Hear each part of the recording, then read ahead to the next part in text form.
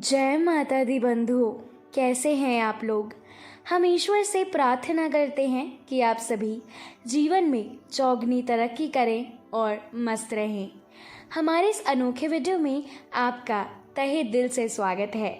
आज के इस वीडियो में हम आपको बताएंगे कि मृत्यु के बाद 13वीं क्यों मनाई जाती है। अगर आपने अभी तक हमारे इस चैनल देशी भक्ति को सब्सक्राइब नहीं किया है तो ज़रूर करें, घंटी दबाएं और ऑल सेलेक्ट करें। साथ ही साथ कमेंट बॉक्स में जाएं और जय माता दी ज़रूर लिखें। 13वीं नाम तो आप सभी ने कई बार सुना होगा और ये चीज़ आपको पता भी होगी कि जब कोई इंसान दुनिया छोड़ देता है तो उसके मरने के 13 दिन बाद मृत्यु भोज होता है।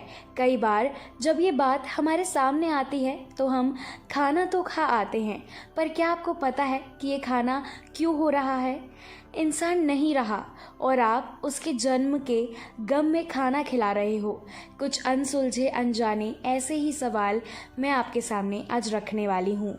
13 दिन की 13वीं के पीछे धार्मिक मान्यताएं जो भी चली आ रही हों, इसका वैज्ञानिक कारण भी सामने आया है।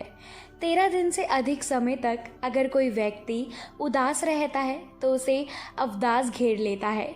व्यक्ति के मानसिक स्वास्थ्य के लिए 13 दिन के भीतर शोक से मृत्यु होना जरूरी है। ये निष्कर्ष मानसिक स्वास्थ्य संस्था में हुए अध्ययन से निकाला गया है। और तो और 13वीं जब हम करते हैं तो इससे मृत्यु जिसकी हुई है उसकी आत्मा को, यानी कि मृत आत्मा को शांति मिलती है। इसका सबसे प्राथमिक कारण तो ये है कि जिस घर में किसी की मृत्यु होती है तो स्वाभाविक है कि वे बहुत दुखी होते हैं और कुछ दिन स्वयं अपने लिए भोजन नहीं पकाते हैं। ऐसी स्थिति में उनके पड़ोसी उन्हें संतावना तो देते ही हैं, साथ ही उन्हें भोजन भी देते रहते हैं ताकि वे भूखे ना रहें। अब ये देखने की बात है कि इस तरह की व्यवस्था को किसी न किसी दिन तो खत्म होना ही होगा। एक बात ये भी है कि जिस घर में किसी की मृत्यु हो जाती है वहाँ कुछ न कुछ नकारात्मक ऊर्जा का सृजन हो जाता है। उसे मिटाने के लिए किसी प्रकार का शुद्धिकरण करना अवश्य हो जाता है। एक और धारणा ये भी है कि मृतक की आत्मा को सद्गति मिले तो उसके लिए कुछ अनुष्ठान करना उचित होगा। इसलिए कुछ ब्राह्मणों को बुलाकर पूजा पाठ कर भोजन कराया जाता है, जिसे हम 13वीं कहते हैं। अब जब घर में पूजा पाठ होगा और ब्राह्मण भोज होता है तो स्वाभाविक है कि आस पड़ोस के लोग तथा मृतक के परिवार के परिचित और नाते रिश्तेदार भी आएंगे। ये ब्रह्मा भोज का आयोजन करना उस दुखी परिवार की तरफ से उनके दुख में शामिल होने वाले लोगों के प्रति अपनी कृतज्ञता जताने का और उन्हें धन्यवाद कहने का एक तरीका और अवसर होता है।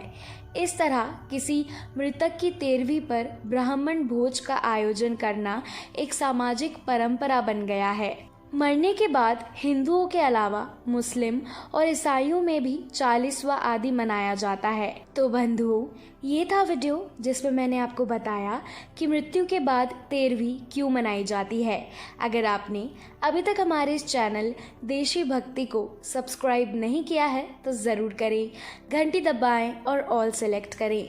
साथ ही साथ कमेंट बॉक्स में जाएं और जय माता दी ज़रूर लिखें।